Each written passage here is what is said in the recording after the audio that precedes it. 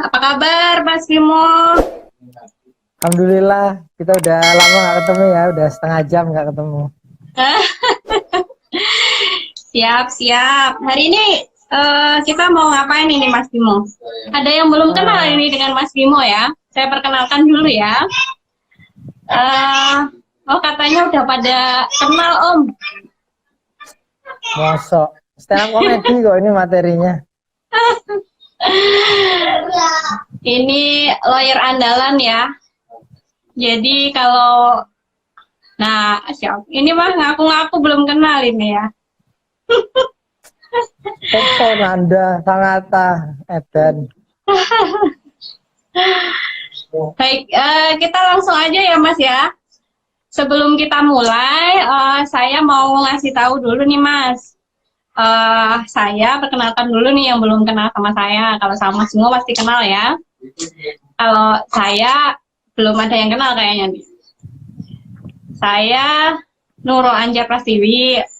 Saya anak buahnya Mas Bimo yang biasanya pegangin tas. Nah, yang di bawah ini lawyer panutan ya, Mas Bimo Prasetyo. Beliau dulu juga sempat menjadi presiden TDA. Jadi pasti udah familiar banget. Nah, kali ini kita akan membahas dalam sesi hukum ya. Monggo Mas, Oke, siap. siap. Oke, makasih. Bismillahirrahmanirrahim. Assalamualaikum warahmatullahi wabarakatuh.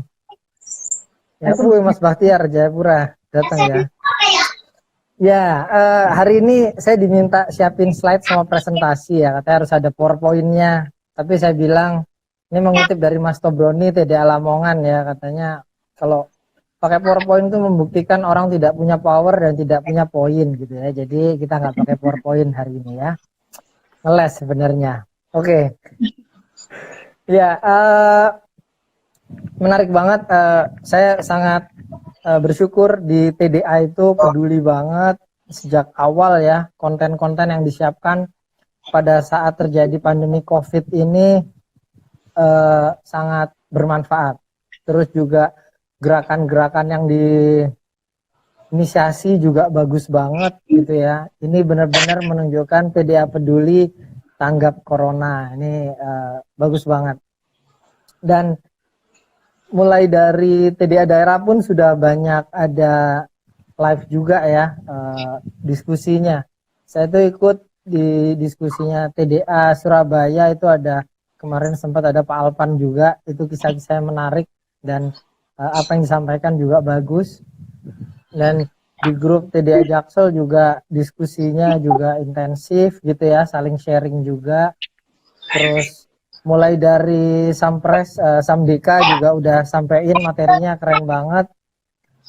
Gimana nyiapin plan A, B, C, D bahkan menghadapi saat ini. Karena kita nggak bisa cuma termenung ngelihat kondisi saat ini, tapi juga harus mikirin kita harus bergerak ngapain sampai nanti kalau sudah lewat nih pasca COVID itu apa yang mau kita lakukan. Nah, saya sudah ngumpulin semua catatan saya nih dari diskusi-diskusi yang sudah ada, juga baca-baca yang lainnya. Nah, sebenarnya materi saya ini melengkapi aja sih, melengkapi dan mungkin kalau nanti konteksnya agak kejauhan ya monggo kalau mau jadi diskusi saja gitu ya. Boleh, Nah, nanti saya mau kalau recap ada dulu. yang nanya, boleh ya di tengah jalan ya. Nah, monggo ya. Ya. Oke, saya mau nge-recap dulu dari diskusi yang sudah ada di ini ya, di IG live-nya TDA. Ya, jadi dengan kondisi saat ini kan akhirnya kita ini jadi harus lebih apa ya, lebih inovatif, harus lebih punya inisiatif lagi, kreatif menghadapi persoalan yang ada. Isu kita ini kan udah dari omset turun, di eksternal juga kita punya transaksi kontrak gitu ya dengan supplier, pelanggan, kemudian mitra. ada juga di internal kita dengan karyawan gitu ya, urusan sama investor, belum lagi masalah bayar sewa gitu ya, kayaknya banyak banget gitu ya yang diurusin. Makanya akhirnya kita harus prepare for the worst, itu yang disampaikan. Materi dari Samdeka itu saya yang cukup mengena adalah kita harus prepare for the worst. Ini nanti akan gimana? Karena bisa jadi kan saat ini bisnis kita ini nggak masuk di yang primer gitu ya, nggak yang dibutuhkan orang yang utama. Ya, jadi orang mikir sekarang kalau bisa ya benar-benar ngirit aja, kita belum tahu ini sampai gimana pemerintah mengatasinya, solusi stimulus dan lain-lain yang diberikan itu akan berefek ke kita apa enggak, ya apakah kita akan tetap melanjutkan bisnis ini atau tidak, itu bahkan ada yang belum clear, belum jelas kayak gitu. Ada yang pivotnya itu jauh banget ya, dari fotografer ya itu bisa pivotnya jualan beras ya. Tapi gimana lagi? Tapi ya gimana lagi? Ini untuk merespon kondisi yang ada. Bisa jadi marketnya dia lagi nggak ada saat ini. Saya pun tadinya terpikir siapa yang mau ngurusin legal di masa-masa kayak gini, itu bukan kebutuhan yang utama di bisnis. Ya, bisa jadi ke nomor sekian. Tapi ternyata so far sampai hari ini ya itu ternyata baik-baik saja. Mungkin yang retail agak turun, tapi yang corporate itu masih jalan, masih running. Bahkan ada beberapa yang ngasih inquiry banyak. Jadi ternyata kebutuhan primernya perusahaan itu salah satunya masalah legal. Jadi insight yang saya dapat adalah di masa seperti ini, maka kita harus bisa cermat juga melihat ceruk market yang ada. Siapa yang melihat bahwa bisnis kita itu merupakan jadi kebutuhan primernya. Itu yang pertama. Yang kedua, ya ini sebenarnya banyak ya kita pelajari dari yang lain-lain. Di masa sulit gini, maka brand positioning kita bagaimana? Ya harus jadi brand yang peduli dengan kondisi. Saling bantu, berbagi, menguatkan, kolaborasi gitu ya. Itu juga penting. Lalu yang sudah pasti harus dilakukan, cut cost, ya cost down, itu udah jelas. Ubah dari fixed cost menjadi variable cost. Ya. Nah ini nanti materi terkait kontrak kerja, kontrak dengan pihak ketiga dan lain-lain itu termasuk di pembahasan cost structure ini nanti juga. Lalu juga kalau saat ini kita punya bisnis kita itu produksinya mungkin nggak dibutuhkan market.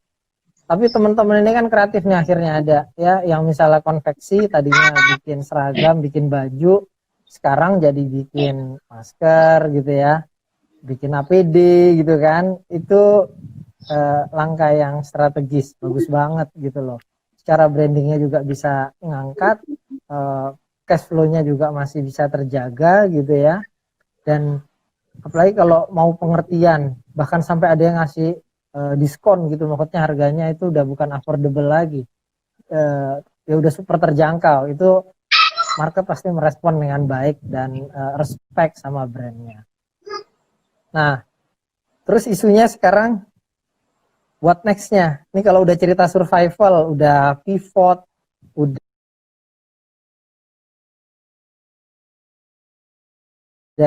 ganti bisnis ya, udah memanfaatkan resource yang ada ya, karyawan, tempat dan lain-lain udah dimanfaatkan. Gimana caranya supaya bisa menyesuaikan bisnis yang ada saat ini gitu kan. Nah terus kalau udah selesai nih, tiba-tiba mungkin let's say kita nggak tahu ya, habis lebaran atau di bulan Juni atau bulan Juli gitu ya, insya Allah udah selesai nih, isu COVID ini berakhir, maka gimana? Kita udah siap belum bisnis kita melayani market. Karena pada saat dari survival mode tiba-tiba usai, terus bisnis berjalan lagi, tiba-tiba ada permintaan, bisa jadi kita nggak siap. Ya kan? Nggak siapnya karena faktor apa? Satu, bisa jadi tempat. Dua, SDM, ya. Kemudian juga hubungan dengan supplier, mitra, dan lain-lain itu jadi terputus, ya. Nah, ini memang aspek legal, tapi hal non teknisnya yang jadi isu yang ingin saya bahas. Karena kalau kita bicara legal itu kan jadi sangat hitam putih, normatif banget. Kalau bicara kontrak 1 tahun udah habis nih, udah tinggal 3 bulan habis. Terus kita kalau berdasarkan kontrak gimana? Ya sudah habis. Tapi ini kan ada kondisi yang luar biasa. Ini kan kondisi first major juga. Sekarang bisa katakan ini first major. Karena apa? Ya ada kebijakan dari pemerintah buat yang punya rumah makan, resto gitu, jadi harus tutup. Nggak boleh dine in. Tapi ada peluang di delivery order. Ya kan? Nah, Sebelum saya teman-teman, ya moga-moga, saya melihat gini sih tetap, kalau terjadi karantina wilayah misalnya ya, atau lockdown lah atau istilahnya apa ya, tetap sebenarnya ada peluang di internal kita juga kan, di kebutuhan primer makan dan lain-lain ini kan tetap harus terlayani. Memang yang akan jadi isu itu yang ekspor impor itu. Tapi pemerintah juga kan ngasih stimulus buat produk-produk yang berkaitan dengan APD, kesehatan dan lain-lain. Ini kan juga ada stimulusnya. Jadi ada kemudahan ya. Dapat rekomendasi untuk masuk, perizinannya itu jadi mudah. Nah, terus posisi kita gimana dari sisi hukum untuk bisa membentengi bisnis kita supaya jangan sampai kena masalah hukum, jangan sampai kehilangan karyawan, ya kan? Jangan sampai malah karyawannya malah nuntut klaim dan lain-lain, ya. Yang ngeri-ngeri sedap ini kan sekarang adalah bulan Mei itu kita harus bayar gaji dan THR.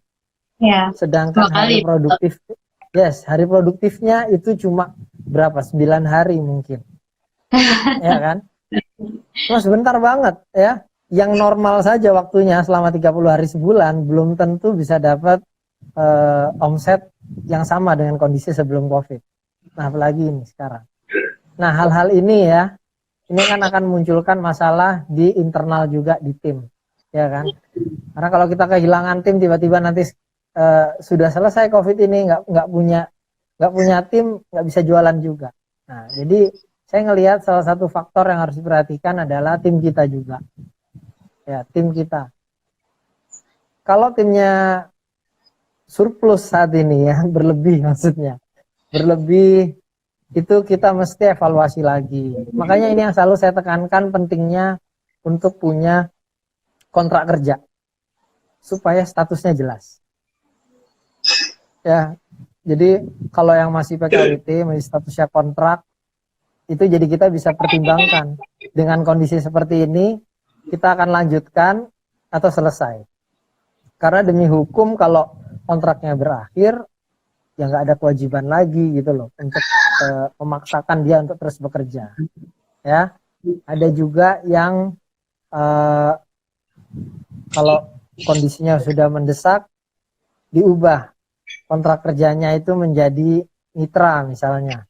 Ya, kalau bisa dia memberikan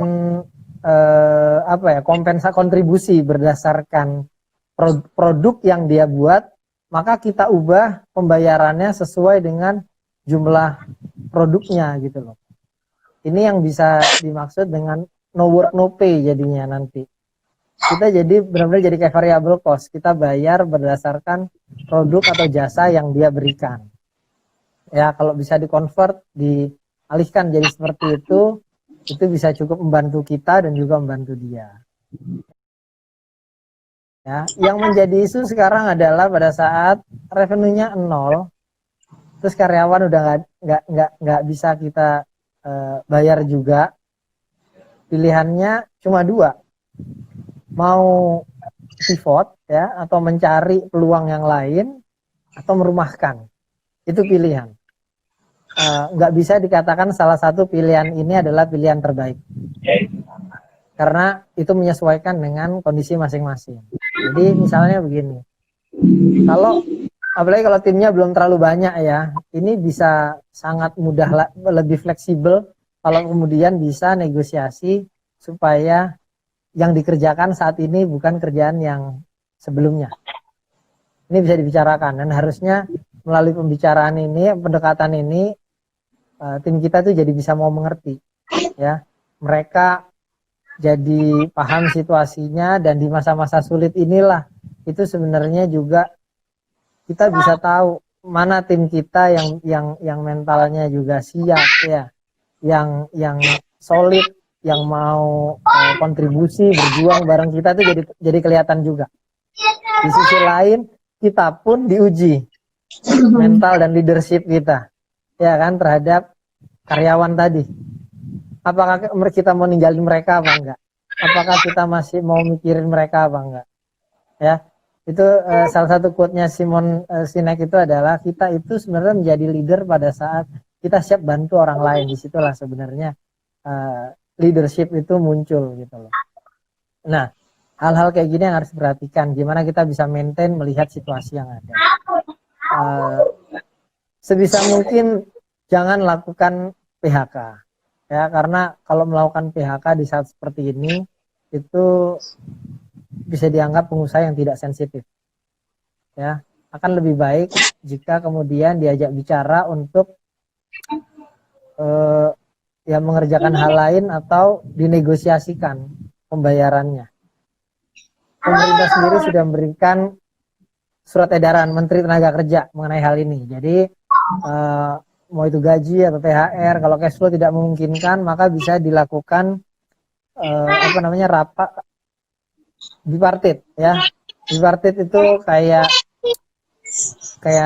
mediasi lah, negosiasi gitu ya dengan mereka mencapai satu kesepakatan bagaimana pembayaran kepada mereka gitu. Kalau memang bisa dilakukan itu akan sangat baik. Kalau misalnya karyawannya berontak, sebenarnya aneh juga sih dengan kondisi saat ini. Kemudian mereka mau bawa ke Disnaker, bahkan sampai ke PHI. Kenapa? Karena pada saat mereka menang sekalipun, mereka nggak akan dapat apa-apa. Jadi pendekatannya disampaikan. Ya kalau mau gugat, mau apa, nanti ujung-ujungnya mau eksekusi apa, perusahaan nggak punya uang kok. Ya, jadi disampaikanlah hal ini. Dan ini juga pentingnya kemudian bangun kerjasama ya. Apalagi TDA itu sekarang ini kampanyenya kan tentang kolaborasi. Ya, kalau dengan kolaborasi artinya apa? Jika ada peluang bermitra dengan teman yang punya produk atau jasa yang dibutuhkan dalam kondisi saat ini, ya kita ambil peluangnya adalah membangun kerjasama dengan mereka. Bangun kerjasama, entah itu jadi reseller atau apa, dan ini pun cost-nya kan nggak gede, ya cost-nya nggak gede. Baik kalau kita fokusnya di jasa aja misalnya, di distribusi aja gitu ya, entah itu lewat digital atau offline sekalipun, ya bangun kemitraan ini, kerjasama ini, dan negosiasikan term yang terbaik, ya apakah itu nanti konsinyasi kah, ataukah apa, dilihat potensi yang bisa digali dari masing-masing. Kita kira dari resource kita ini apa yang bisa kita tawarkan. Nah, bangun kerjasama untuk bisa melakukan itu. Kemudian setelah tim udah beres gitu ya, kita bangun kerjasama dengan teman-teman ya di TDA ataupun mungkin di luar TDA atau orang terdekat di wilayah kita. Ini bisa membuat satu peluang bisnis lagi. Nah, isunya sekarang diperlukan legalitas enggak atau apa? Karena kemarin ada teman di TDA Bekasi itu dari konveksi kemudian melihat peluang jualan masker. Ada yang nakut-nakutin bahwa wah harus izin BPOM tuh kalau enggak pidana apa segala macam.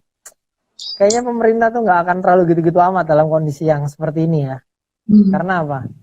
Ini udah extraordinary. Daripada ngejarin orang BPOM pidana-pidanain satu-satu, ya mendingan fokus saja sekarang nyari solusi buat COVID-nya dulu kan gitu. Karena dua hal nih yang harus diselesaikan. beres dulu semua isu COVID-nya, habis itu baru kita ekonomi bisa bergerak. Ya, nah kalaupun tadi ya, kayak case-nya tadi perlu izin BPOM buat masker atau buat yang lainnya, sebenarnya sudah dibantu oleh pemerintah. Ya, ada yang tadinya izin edarnya itu bisa diubah dengan melalui rekomendasi dari BNPB.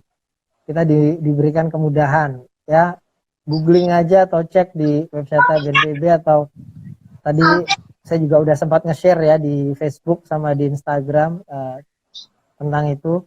Jadi itu bisa dilakukan. Nah, yang lain-lainnya bagaimana? Isu tentang merek dan lain-lain. Saya sih tidak melihat itu jadi hal yang urgent saat ini, karena kebutuhan orang juga lebih kepada fungsinya, fungsional, dan bisa memenuhi kebutuhannya atau tidak, kan gitu kan. Jadi semisal kalau kayak makanan, apa perlu ini mereknya didaftarkan saat ini? Ya dilihat dari segi urgensinya aja. Kalau daftarin merek itu ada kepentingan untuk terhadap revenue-nya, ya daftarin kalau perlu. Kalau enggak, saat ini mungkin belum urgent. Ya. Tapi kalau kemudian melihat ini ada peluang yang bakal bagus bahkan ke depan jadi bisnis model baru, jadi proteksi sekarang. Kenapa? Karena nanti selesai COVID, atau ada yang merasa dirugikan, nah kita malah kena masalah. Ya, jadi itu mesti diantisipasi juga. Kemudian terkait kerjasama dengan pihak ketiga, ini yang jadi isu sekarang. Ya, jadi coba kalau kita urutin, kita bayar sewa ruko misalnya ya, atau sewa kantor. Ini gimana kalau lagi nol gini? Ya, apakah argonya bisa di pending dulu supaya nanti dilanjutin kalau udah selesai wabah? Nah, segera negosiasikan itu. Negosiasikan segera, karena ini alasan force majeure. Ya gimana caranya itu dinego lah. Cari value yang dia bisa paham supaya mau nego masalah itu. Begitu juga dengan supplier dan lain-lain. Ini kondisinya extraordinary, jadi harus segera lakukan kesepakatan-kesepakatan itu dari sekarang. Jangan nunggu nanti. Tapi ini kan secara umum semua orang mengalami. Iya, sekarang semuanya kayaknya bisa prihatin, sama-sama mau ngerti. Nanti kalau udah selesai karena nggak ada kesepahaman, dianggap argonya jalan terus. Nah, jadi dari sekarang negosiasi, buat kesepakatan adendum, sewanya jadi bisa mundur dan lain-lain. Ya, jangan nunggu nanti kalau udah nanti itu ngomong hitam putih, lo perjanjiannya kan seperti ini, kesepakatannya kan seperti ini. Nah, itu udah sulit lagi nanti. Kita nggak bisa pakai asumsi, jadi segera bergerak untuk lakukan negosiasi. Ya, terus apalagi ya yang berkaitan. Mas Bimo, mau nanya Mas, kan tadi kan disampaikan bahwasanya kalau misalkan sewa gitu ya, kalau misalnya nih dari pihak kedua dia nggak mau gimana? Atau dengan alasan, misalkan kan harus ada perjanjian hitam di atas putih nih, dengan alasan seperti ini saya nggak mau bertemu, gimana itu? Apakah bisa secara digital aja atau gimana Mas?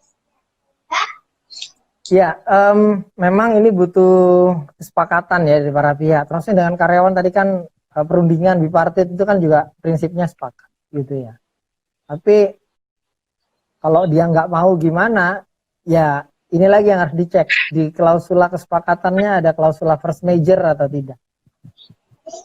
Karena ini masuk kondisi force majeure. Jadi itu bisa jadi alasan kalau dia tidak mau mempertimbangkan. Nah, yang jadi problem kan kalau misalnya nggak dibuat secara tertulis. Ya. Nah, kalau nggak bisa dibuat tertulis, ya ini yang makanya kesepakatan ini perlu dibuat secara tertulis yang untuk negosiasinya. Kalau dia nggak mau gimana, ya itu nanti waktu di belakang kita harus menyiapkan bukti-bukti bahwa kita itu tidak bisa menggunakan dan tidak bisa berjualan atau tidak bisa melakukan aktivitas bisnis di lokasi tersebut karena apa saja, itu disiapin dari sekarang. Entah mulai dari peraturan dari pemerintah, kebijakannya apa, ada edaran, ada apa, karena apalagi kita rezimnya otonomi daerah. Jadi di tiap daerah kan ada peraturan-peraturan yang ada yang dari wali kota, dari bupati, dari gubernur, ini kan beda-beda. Itu kumpulin dari sekarang. Kemudian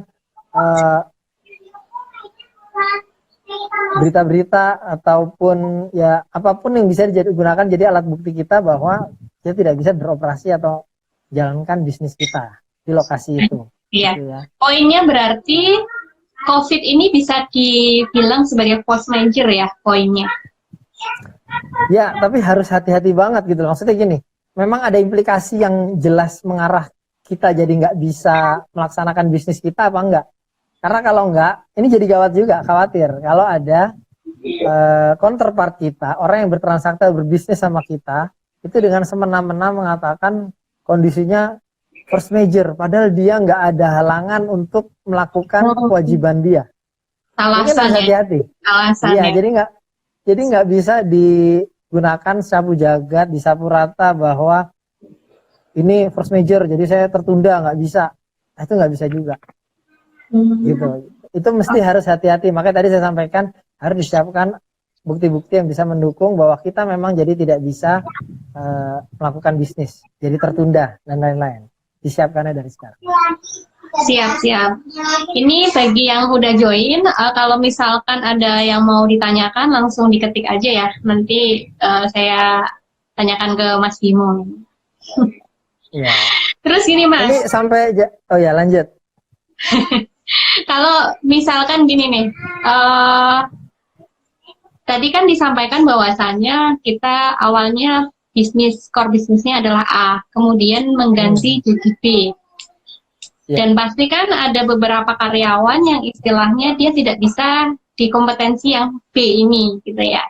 Dan memang pilihannya tidak ada lain kecuali ya berarti istilahnya dia dirumahkan ya. Mungkin ada yang dirumahkan itu dalam arti dia digaji proporsional atau tetap digaji atau seperti apa, itu baiknya gimana ya Mas ya? Oke. Ya. Jadi kan kita ada prakondisi, maksudnya gini. Ini sekarang ada yang bisnisnya pivot tiba-tiba kan ya. Tidak semuanya terserap bisa melakukan aktivitas bisnis itu. Ya kan? Nah, sebenarnya kalau berdasarkan ketentuan peraturan undang-undangan itu kan yang tidak boleh itu adalah menurunkan gaji. Ya. Tapi kalau misalnya insentif itu bisa dinegosiasikan. Yang tunjangan tidak tetap ya. Tunjangan tidak tetap itu bisa dinegosiasikan. Nah, tapi kalau ini orangnya yang misalnya dia biasa kerjaan clerical, tapi yang dibutuhkan saat ini adalah sales, misalnya tim sales, sehingga dia tidak bisa berfungsi. Dicari ke fungsi lainnya juga, misalnya nyusun database, nyari database, itu kan juga nggak perlu skill komunikasi ya. Ternyata itu nggak bisa juga ya. Kalau nggak bisa, maka pertimbangannya dari kita adalah memikirkan apakah dia masih akan kita perlukan kalau di bisnis kita yang sebelumnya ya, sebelum terjadi wabah ini, dan dia akan masih bisa sesuai nggak kompetensinya kerja sama kita ya. Itu harus dipertimbangkan dulu. Kalau dia layak untuk dipertahankan ya gimana caranya saat ini dinegosiasikan masalah peran dan juga salary yang bisa dia terima ya. Tapi kalau nggak bisa ya dicari solusinya gimana terjadi kesepakatan pengakhiran hubungan kerja, tapi bukan PHK ya, tapi kesepakatan. Oh, gitu. Ini akan beda. Ini akan bedanya beda namanya. Oke, gini, kalau PHK kita tiba-tiba memberhentikan ya, maka nanti persoalannya adalah itu merupakan PHK tanpa kesalahan.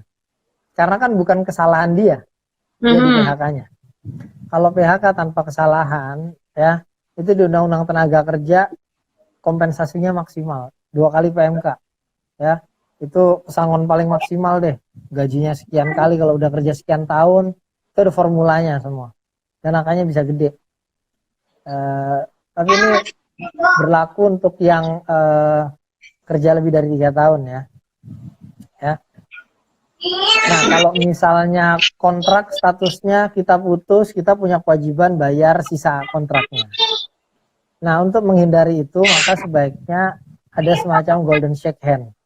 Ada kesepakatan, penyelesaian, gitu. Jadi, terakhir bekerja kapan? Nah, saat ini perusahaan punya sekian. Mau nggak disepakati, saya nggak bisa ngelanjutin gini, karena kalau saya buat maksimal buat ngasih ke kamu atau karyawan lain yang berhenti gitu ya, atau yang nggak bisa bekerja lagi di sini, nanti malah perusahaan nggak jalan, ya, malah nggak bisa menyelamatkan banyak pihak gitu. Jadi dicari kesepakatan angkanya berapa gitu. Kalaupun udah ditemui kesepakatan kita nggak bisa bayar semuanya, di dalam kesepakatan itu dibuat schedule-nya bagaimana. Mungkin sekarang sekian, selanjutnya berapa, selanjutnya berapa gitu. Yang penting itu jadi itikat baik dan jadi kesepakatan, harus jadi kesepakatan. Mereka itu nggak akan dapat apa-apa kalau mereka resign. Tapi dalam kondisi saat ini, kayaknya orang mau resign juga mikir-mikir kan. Kecuali dia dapat opportunity tempat lain, ya. Atau diubah jadi gini. Kalau mau kamu jadi mitra. Jadi kalau jadi mitra, hitungannya kan dari transaksi. Misalnya kita ada produk yang dibutuhkan market saat ini nih. Gimana caranya ini bisa dikerjasamakan. Kamu nggak usah modal misalnya. Nanti saya sediain kalau dari penjualan bagi hasilnya sekian. Ya. Tapi untuk menjadi mitra, ya dia resign dulu. Ada surat pengunduran diri. Gitu. Jadi polanya seperti itu. Menghindari PHK, dibuatnya kesepakatan pengakhiran hubungan kerja atau diubah menjadi mitra atau ya hubungan kerjasama, entah itu freelance atau kemitraan, ya seperti itu sih. Siap. Berarti kalau misalnya kesepakatan awalnya PKWT diubah ke harian memungkinkan ya Mas ya? Ya sepanjang dia setuju nggak apa-apa gitu. Daripada nggak ada kan ya. Ya kita persuasif lakukan itu. Siap. Sekarang kan lagi ngetren gini Mas, kita lagi COVID nih, sales turun gitu ya. Kemudian ada salah satu teman saya itu awalnya dia adalah konveksi hijab ya. Terus kemudian karena kondisi seperti ini dia nggak bisa jualan, kemudian ganti masker. Ternyata dari pemangku adat setempat, katakanlah kecamatan ataupun dari bupati itu tidak mengizinkan adanya kerja di wilayah tersebut. Jadi mau nggak mau harus semuanya off. Nah kalau kayak gitu piye Mas?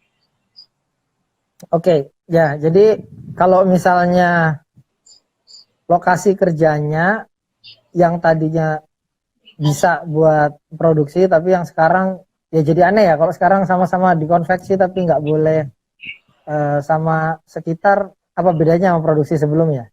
Tapi anyway, kalaupun itu yang terjadi terus dia nggak boleh, ya sulit dilanjutkan. Isunya akhirnya bukan masalah perizinan sih, tapi masalah ketentraman ya untuk kita lanjutin bisnis. Nah disinilah peluangnya untuk bangun kerjasama dengan teman-teman ya, apalagi teman-teman TDA ini kan bisnisnya sama juga banyak.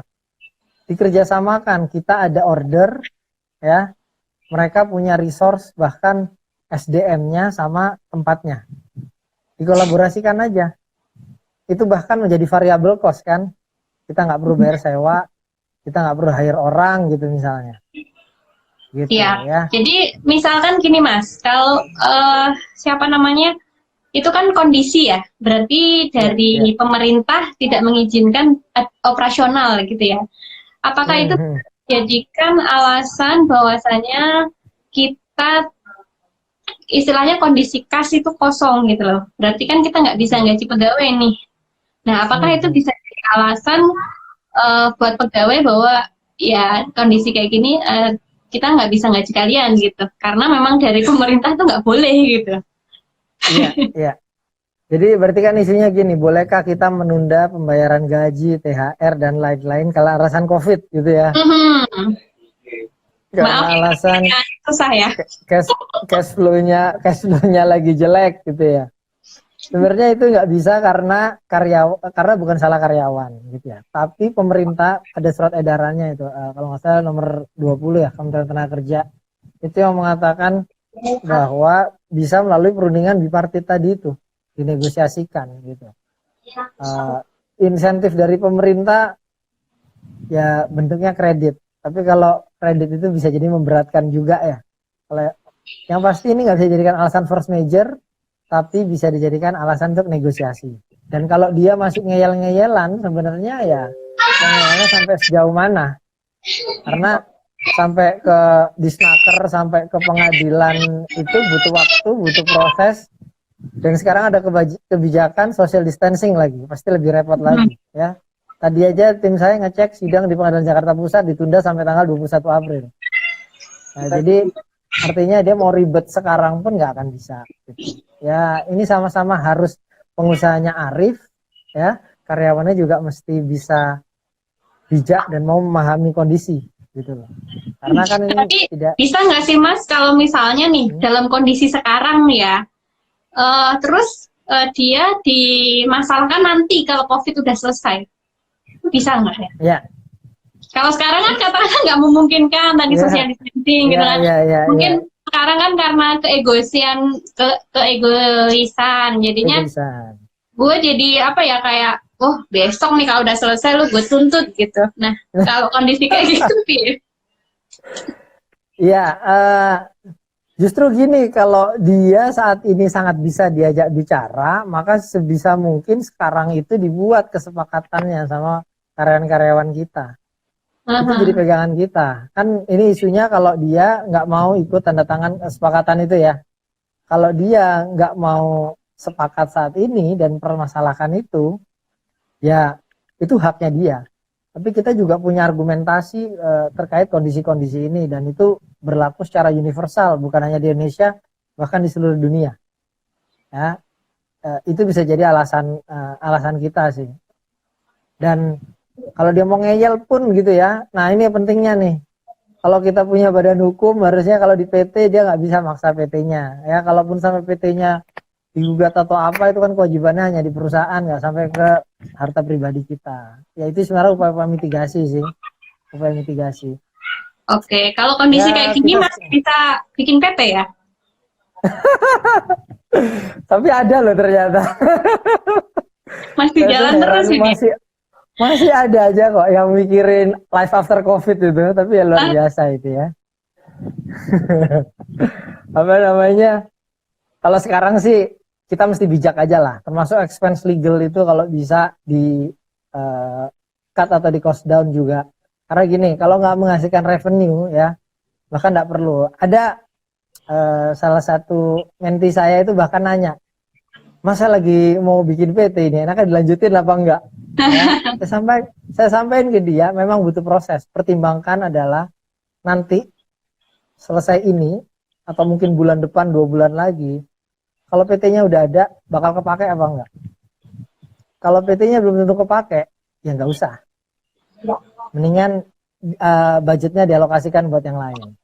Ya. Nah, kalau nanti masih udah kelihatan kan nanti nih kondisi perkembangan dinamika di Indonesia seperti apa, udah makin membaik, misalnya vaksinnya udah ada, obatnya udah ada dan lain-lain, ya kalau mau jalan mulai start saat itu misalnya, gitu. Ya kita mesti bijak gitu ya. Saya juga nggak mungkin jualan barang yang nggak laku lah hari ini. Gitu ya. Siap. Oke. Mas ini kan lagi WFH ya. Ini kalau dari teman-teman itu kan curhatannya, saya mau tetap jualan gitu. Tapi mau delivery, sekarang delivery ya dipersusah. Gitu. Kayaknya tuh kalau kondisi seperti ini nih, sebenarnya bisa dikatakan nggak sih kalau secara legal itu bisa kayak semacam ditolerir gitu? Terhadap siapanya nih maksudnya? Tetap karyawan sih Mas. Emang solusi paling bagus itu ketemu sama Mas Danton ya, yang tumben dia sekarang IG-an ini. Kenapa? Karena dia sudah ngajak orang-orang untuk ketemu dia, untuk nangis bareng katanya. Aku nggak mau percaya lo, aku kan. Iya itu. Cek di Facebooknya Mas Danton ya, diajak nangis bareng katanya itu. Bagus banget video dia. Ya, ini kondisi sudah sulit gitu loh. Makanya kita harus lebih kreatif. Gimana caranya kita tuh sekarang berpikir bahwa produk apa yang tadinya bahkan nggak primer tuh dipaksakan jadi primer, ada apa enggak? Contoh ini, saya ngelihat ada beberapa yang makin kreatif ini, bikin copywritingnya misalnya. Karena kondisi kayak gini, maka tubuh harus sehat. Jadi minum vitamin C, vitamin E itu menjadi penting. Bikin copywriting vitamin E-nya kan bagus banget itu. Orang jadi pada beli, yang tadinya nggak kepikiran ya. Siapa sih yang beli empon-empon kalau nggak sekarang gitu misalnya gitu ya. Ya, ya, ya. Ya jadi karyawan itu diarahkan juga untuk diajak kreatif memikirkan solusinya gitu loh. Jangan mereka demo aja. Kalau mereka mau curhat ke Mas Danton, suruh nangis bareng aja. Terus gini Mas, strategi apa ya yang cakep gitu loh. Kalau melihat sekarang ini, kalau kemarin bulan Maret itu kayaknya bisa diprediksi. Mungkin teman-teman sales itu masih bisa lah di bulan Maret gitu. Istilahnya masih bisa dimaafkan. Nah ini kan kalau bulan April ini dengan kebijakan pemerintah yang tidak pasti kayak gitu, strateginya ya Mas? Ya ini saya ngelihat dari cerita teman-teman dan sharing teman-teman juga sih, yang pasti tadi kan kita harus tetap ngelihat realitas, ya kan, ngelihat realitas, kita prepare for the worst. Ya bahkan di grup TDA Jaksel tuh kami sampai ada setengah bercanda, coba di list down bisnis apa sih yang justru malah tumbuh atau naik di saat-saat seperti ini ya. Itu mulai dari apa namanya, aplikasi online meeting ya, Zoom itu katanya naik sekian kali lipat justru di era sekarang gitu ya. Terus apa, bisnisnya yang tadi jadi cloud kitchen atau ghost kitchen ini jadi, ya kan, itu di breakdown terus sampai katanya pijet itu juga jadi perlu sekarang. Orang udah stres jadi badannya pegel-pegel katanya, perlu dipijet ya. Nah itu kalau udah di breakdown, dilihat, terus ngelihat kondisi yang ada saat ini, ya sudah, kita sama tim kita coba mikir. Kalau Pak Rosian nge-share itu keren banget, bisnis model canvas tapi untuk survival. Ya, jadi balik nih. Nah ini apa? Dipetakan lagi ya. Kalau mau pakai lean canvas untuk troubleshoot, kira-kira solusi apa yang dibutuhin orang-orang saat ini yang terdekat. Di wilayah terdekat aja dulu. Dah karyawannya dikaryakan untuk ngerjakan itu, cari informasi, cari supplier, cari reseller, cari produknya, cari apa gitu kan ya. Ya kalau sekarang cash flow ngepas banget, wis tentukan apa yang masih ada peluang, marketnya masih gede, ya fokus aja jadi di distribusi.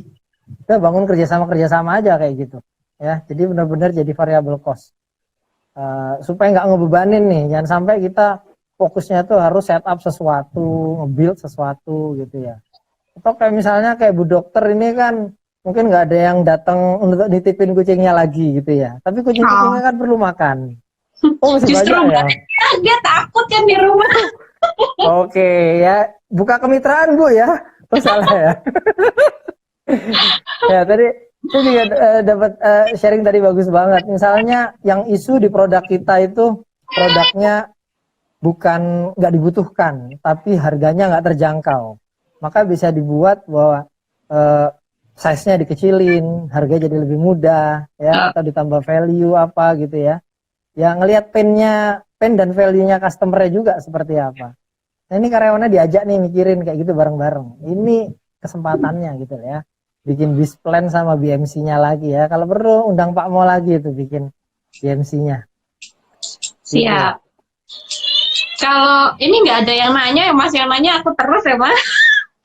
Ini bully-buliannya ngeri ini ya. Iya ini yang di sini bully. Nggak pernah gini ya. Ngawur kan jadi deh. Ya. Siap. Ini kayaknya kita harus off dulu Mas. Karena kan udah 1 jam ya. Nanti kita join lagi ya. Oke, siap. Yang lainnya nanti jangan pergi dulu ya, nanti join lagi ya. Ya, Ya, nanti habis ini gantian Bu Dokter yang jadi narsum soalnya Samdaka mau nanya soal kucing gitu. jangan di sini nanti. Siap. Oke, nanti sambung lagi ya. Ditutup dulu. Dah. Ya.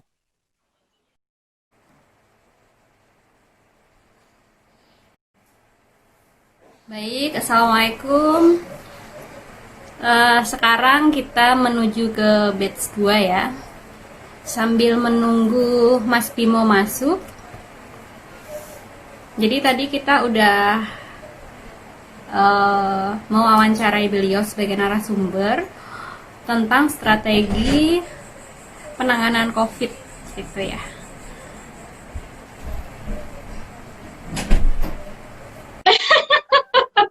Belum, masih banyak tanya ini. Soalnya sebenarnya banyak yang mau nanya ini kayaknya teman-teman. Cuman takut aja ini.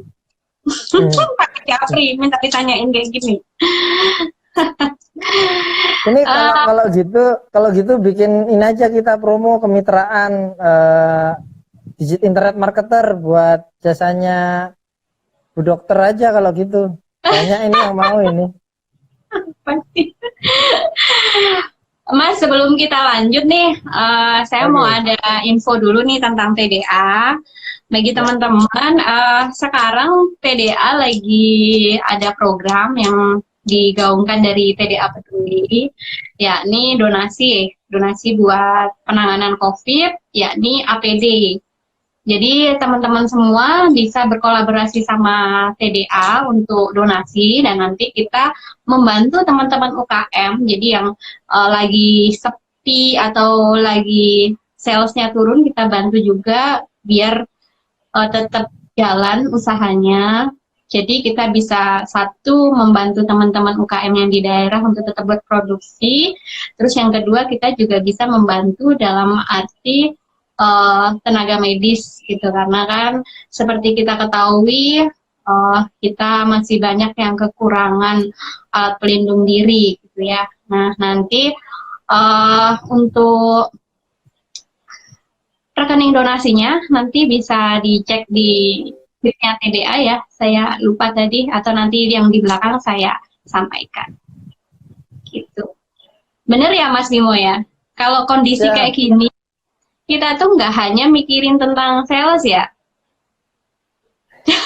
karena dalam amalan itu juga penting ya Mas ya. itu babnya Ustadz aja itu ya, jangan aku itu. Oh ya siap. Nah yang pasti ini juga nih kampanye TDA yang luar biasa. Jadi bahkan sekarang itu saya ngeliat teman-teman di Epic itu nggak lagi posting tentang sisi edukasi entrepreneurship-nya aja, tapi lebih ke social campaign-nya. Tadi itu kan saling nguatin, bantu KM-KM supaya ekonominya tetap mereka tergerak juga, ya kan? Terbantu mereka, kita juga bantu yang lain. Dan sebenarnya di masa-masa sulit ini yang untuk saling menguatkan ini jadi penting.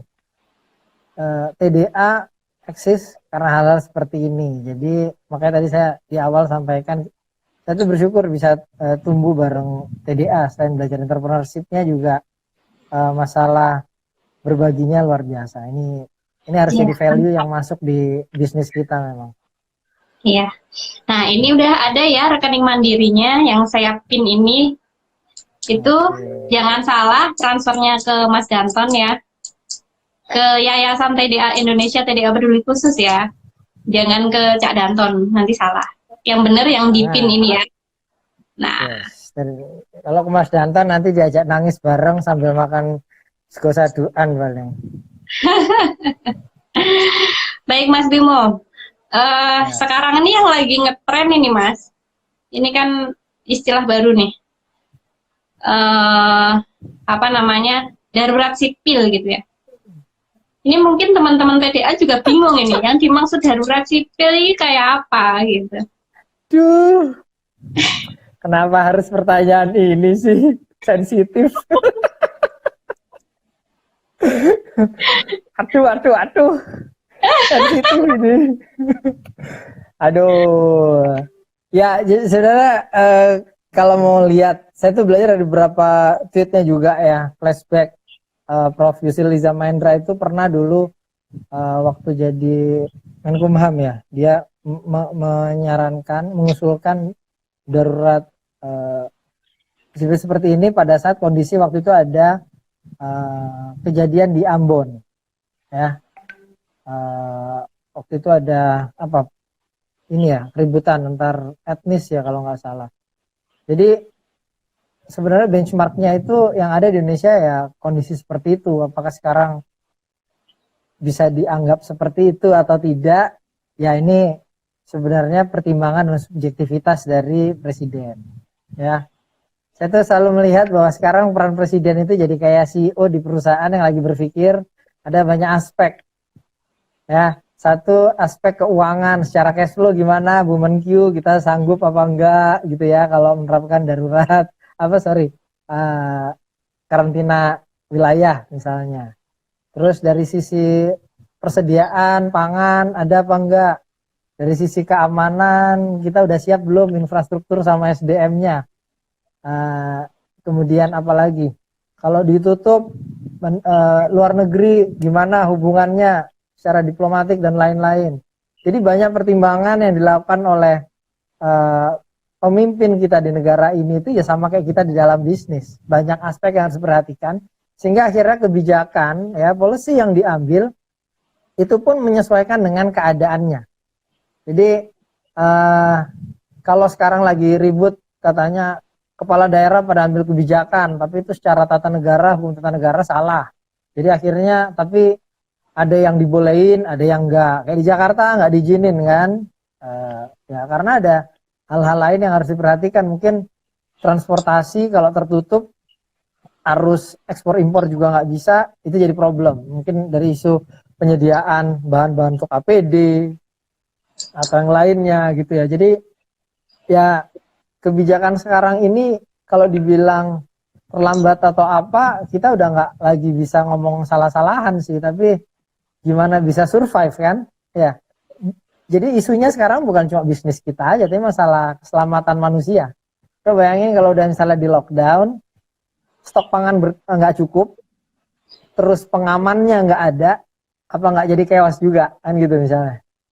Jadi orang nanti saling jarah, saling nyuri, terus ya ngerampok dan lain-lain. Karena gini, ini udah sangat logik banget. Orang kalau lapar, ya apapun dilakukan, bahkan kadang sampai kriminal. Nah, hal itu juga harus diantisipasi. Pemerintah pun pasti punya banyak pertimbangan. Akhirnya kebijakan yang dikeluarkan bisa jadi ada yang populer, ada yang nggak populer, ada yang tepat, ada yang dinilai kurang tepat gitu ya. Ya, sekarang kita fokusnya kalau kata Papa Coach kan self leadership. Itu faktor yang nggak bisa kita kendalikan, itu eksternal. Jadi internal kita gimana menyikapi, meresponnya.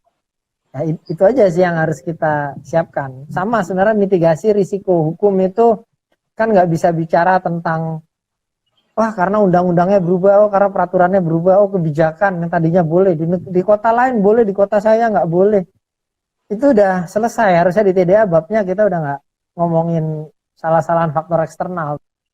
Sekarang apa yang bisa kita lakukan untuk bisa mengamankan kita, keluarga kita, karyawan kita gitu ya, orang sekeliling kita.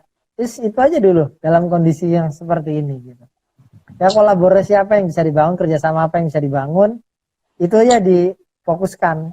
Makanya saya pendapatnya waktu TDA ngumpulin database produk member apa aja mau dikurasi nanti 5 terbaik. Tapi di daerah masing-masing kalau bisa kan kumpulin tuh database apa saja semua member. Belum, masih banyak tanya ini. Soalnya sebenarnya banyak yang mau nanya ini kayaknya teman-teman. Cuman takut aja ini. Pak Jafri minta ditanyain kayak gini. Ini kalau gitu bikin ini aja kita promo kemitraan digital internet marketer buat jasanya Bu Dokter aja kalau gitu. Banyak ini yang mau ini. Pasti. Mas, sebelum kita lanjut nih, saya mau Oke. ada info dulu nih tentang TDA. Bagi Ya. teman-teman, sekarang TDA lagi ada program yang digaungkan dari TDA Peduli, yakni donasi, donasi buat penanganan COVID, yakni APD. Jadi teman-teman semua bisa berkolaborasi sama TDA untuk donasi dan nanti kita membantu teman-teman UKM. Jadi yang lagi sepi atau lagi salesnya turun kita bantu juga biar tetap jalan usahanya. Jadi kita bisa satu membantu teman-teman UKM yang di daerah untuk tetap berproduksi. Terus yang kedua kita juga bisa membantu dalam arti tenaga medis gitu karena kan seperti kita ketahui kita masih banyak yang kekurangan alat pelindung diri gitu ya. Nah nanti untuk rekening donasinya nanti bisa dicek di webnya TDA ya. Saya lupa tadi atau nanti yang di belakang saya sampaikan. Gitu. Bener ya Mas Bimo ya? Kalau kondisi kayak Siap. gini, kita tuh nggak hanya mikirin tentang sales ya. Jangan Karena dong. dalam apa amalan itu juga penting ya Mas ya. itu itu babnya Ustadz aja itu ya, jangan aku itu.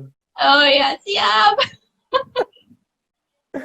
Nah, yang pasti ini juga nih kampanye TDA yang luar biasa. Jadi bahkan sekarang itu eh, saya ngeliat teman-teman di Epic itu nggak lagi posting tentang sisi edukasi entrepreneurship-nya aja, tapi lebih ke sosial campaign-nya.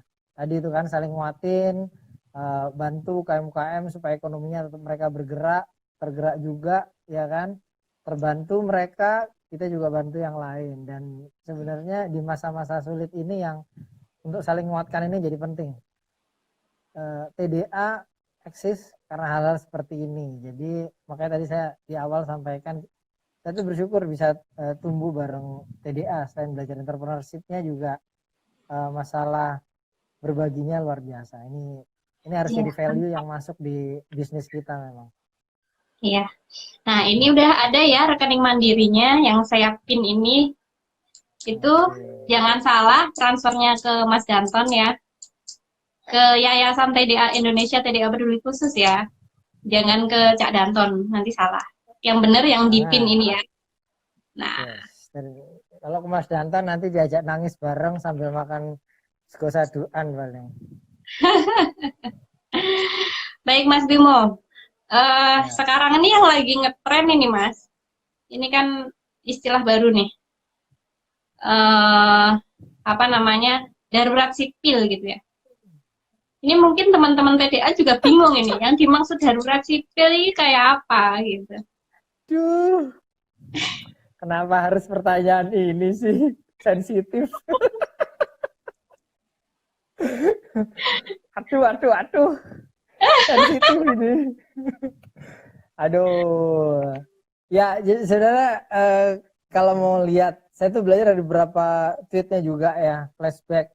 Prof. Yusril Iza Mahendra itu pernah dulu waktu jadi Menkumham ya, dia menyarankan, mengusulkan darurat uh, seperti ini pada saat kondisi waktu itu ada kejadian di Ambon ya. Waktu itu ada apa ini ya, keributan antar etnis ya kalau nggak salah. Jadi sebenarnya benchmarknya itu yang ada di Indonesia ya kondisi seperti itu. Apakah sekarang bisa dianggap seperti itu atau tidak? Ya ini sebenarnya pertimbangan dan subjektivitas dari presiden. Ya, saya tuh selalu melihat bahwa sekarang peran presiden itu jadi kayak CEO di perusahaan yang lagi berpikir ada banyak aspek.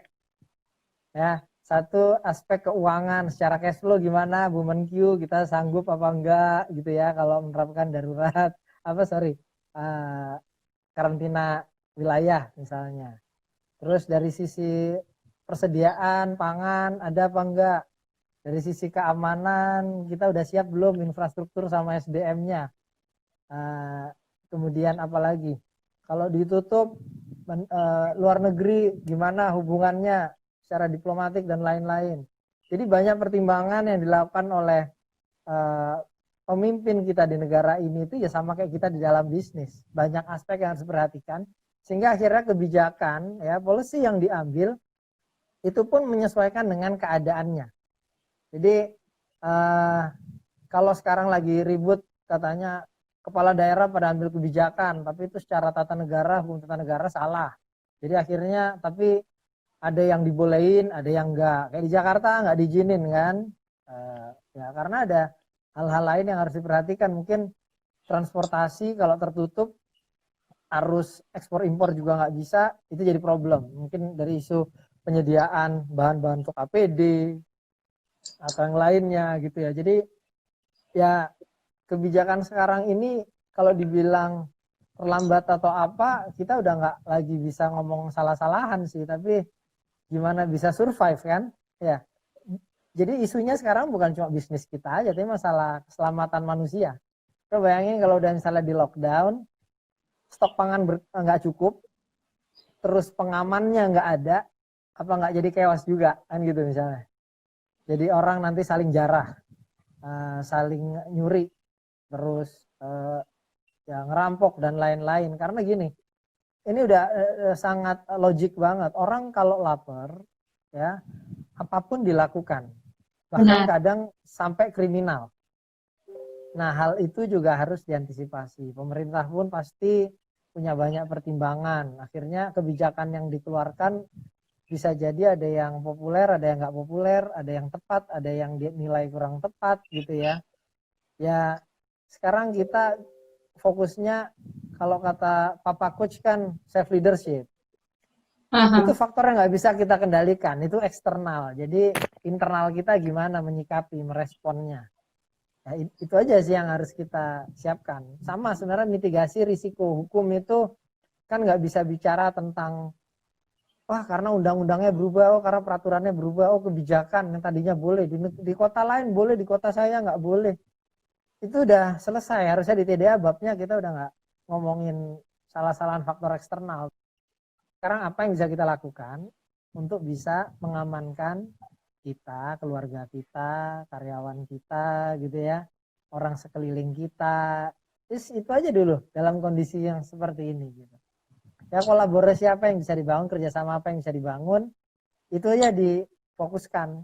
Makanya saya pendapatnya waktu TDA ngumpulin database produk member apa aja mau dikurasi nanti 5 terbaik. Tapi di daerah masing-masing kalau bisa kan kumpulin tuh database apa saja, semua member itu apa potensi yang ada, semua cerita, ada nggak yang dibuka kesempatan untuk bisa dikerjasamakan.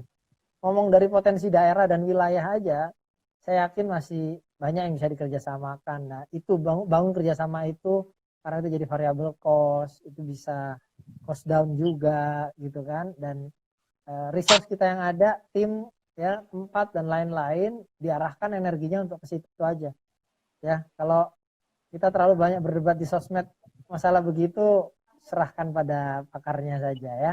Bahkan saya pun tidak nilai diri saya sebagai pakar tata negara. Jadi kalau ngomong kayak gitu sensitif ya. Siap, siap.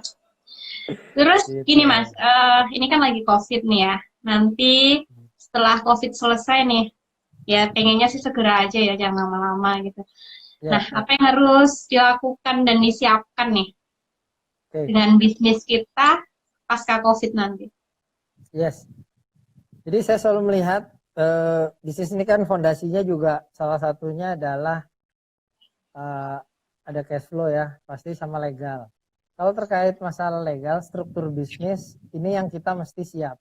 Jadi kita ngelihat masih ada nggak peluang bisnis kita ini akan tetap survive nanti pasca COVID. Ya, kalau masih ada, maka harus pertahankan, siapin juga, jangan sampai kita lalai.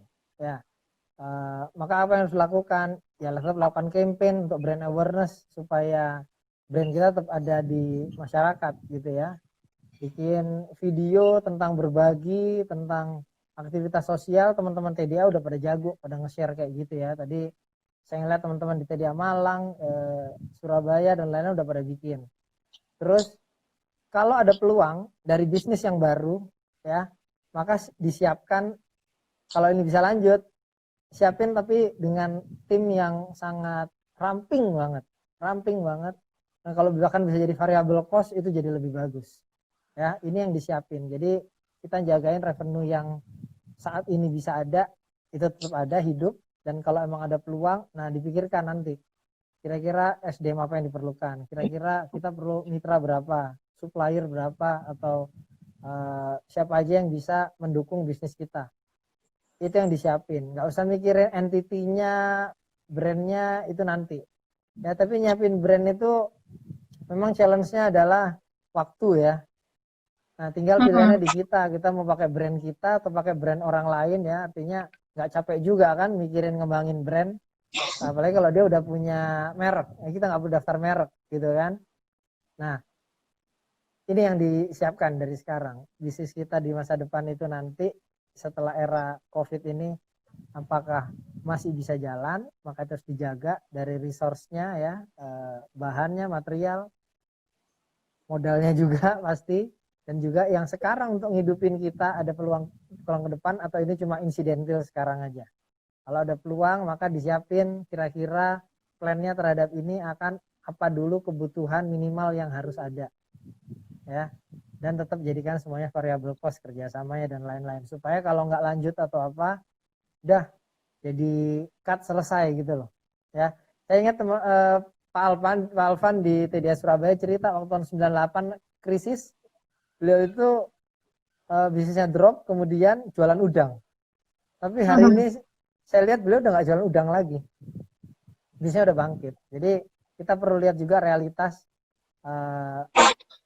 apa yang bisa dilakukan sekarang dilakukan. Yang penting terus bergerak ya, terus bergerak. Siap, siap, Mas. Itu sih, Bu Dokter. Ini nggak ada yang nanya pada bully-bullyan semua ini. Iya, alhamdulillah. Ya wes Mas, iya Gi, mau dilanjutin Ya. apa udah aja nih? Ya kayaknya lapar ya. Iya lapar ya. Liatin Cak berantem mulu di komen. Iya ini, Padepokan Raya berkumpul ini kayaknya ini ya. Siap. Siap. Oke, Mbak Nurul. Kayaknya dari saya itu aja. Yang penting teman-teman bisa survive, terus nggak ada masalah-masalah hukum nanti setelah ini semua selesai gitu ya. Oh yang pasti ini juga penting ya, jaga silaturahim sama hubungan baik dengan orang-orang yang kerjasama dengan kita, bukan hanya karyawan tapi juga mitra, investor dan lain-lain. Apalagi khususnya begini, jangan karena kondisi COVID terus kita membuat apa ya alasan-alasan sehingga akhirnya menunda kewajiban kita, entah itu bagi hasil, entah itu laporan ke investor lah, entah itu kewajiban untuk suplai barang dan lain-lain itu ya, yang sebenarnya bisa dilakukan harus dilakukan, jangan ditunda karena itu berpotensi jadi masalah hukum pasti kan ya. Kalau kita memang kena musibah nggak bisa ya tetap jalin komunikasi gitu ya. Kita nggak tahu nanti semuanya jadi berubah sikapnya pada saat selesai wabahnya selesai, orangnya berubah lagi, semuanya lagi butuh duit. Apa yang jadi revenue stream bisa aja dipikirin ditagih-tagihin atau dipermasalahkan ya. Jadi semua harus dijaga baik-baik, dimitigasi dari sekarang ya, dari karyawan bikin kesepakatannya dengan pihak-pihak yang kerjasama, dibuat adendumnya kah, kesepakatan atau apa supaya jadi pegangan kita supaya nggak jadi masalah hukum ke depan. Siap. Ya, Ini begitu, Bu Dokter. Iya, kayaknya nih ada yang baru join dan dia masih menanyakan tentang force major, Mas. Tadi kita udah bahas ya. Iya. Nanti. Waduh, ini kurang ajar ini. Ini juga ini ya Mas Danton, tolong perhatian ya. Liverpool tetap akan juara ya. Nggak ada ini first major cuma ditunda ya. Oke. Soal first major tadi kita udah bahas. Jadi nggak bisa ini semata-mata dijadikan alasan untuk first major buat semua kasus ya. Karena satu, ada yang bisnis tetap jalan baik-baik saja. Jadi kalau dia punya kewajiban ya, apapun itu bentuk kewajiban ya, penyaluran produk, produksi, kemudian pembayaran, ya tetap harus jalan. Kalau kalau dia memang terdampak, dia harus bisa membuktikan bahwa karena ada wabah ini, karena ada kebijakan pemerintah, dia tidak bisa berproduksi, tidak bisa mengerjakan, kontraknya nggak bisa dijalankan gitu ya, karena ada social distancing atau ditutup mall dan lain-lain. Nah, itu yang baru bisa dikatakan sebagai force majeure. Jadi harus secara bijak dan cermat juga untuk mengatakan bahwa karena kondisi force majeure kita jadi tidak bisa melakukan kewajiban. Ya, makanya pemerintah kasih kebijakannya kan harusnya ada relaksasi kredit gitu ya. Kalau yang sama bank mungkin jadi diperpanjang gitu ya. Sama kayak kejadian waktu tsunami di Palu itu kan kredit-kredit konsumtif itu dimundurin jadi setahun misalnya gitu. Ya, kondisi yang sekarang, nah ini yang kita menunggu sebenarnya apakah itu bisa jadi alasan penundaan atau enggak gitu ya. Ya kurang lebih seperti itu sih ya. Jadi mesti secara cermat dan hati-hati juga untuk mengatakan bahwa terjadi force majeure atau tidak di dalam bisnis kita. Nggak bisa Siap. semena-mena juga. Oke. Oke, terima kasih ya Mas Bimo ya untuk waktu dan sharingnya. Dan Siap. terima kasih ini dibully terus tapi tetap kuat. Iya. Ini buat teman-teman yang lain, kita akan live selama seminggu 3 kali, hari Senin, Rabu, dan Jumat. Tentunya dengan narasumber yang nggak kalah lah ya Mas. Atau mau menang sendiri nih. Gitu.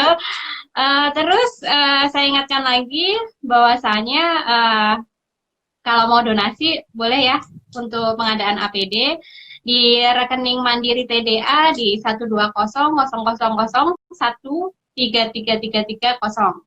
Nah, bagi yang mau donasi di situ ada nomor telepon saya. Jadi nanti bisa chat saya. Oke, gitu aja. Siap. Makasih ya Mas ya. Sama-sama. Yuk, salam kolaborasi Mas Kimo. Assalamualaikum warahmatullahi wabarakatuh. Waalaikumsalam warahmatullahi wabarakatuh.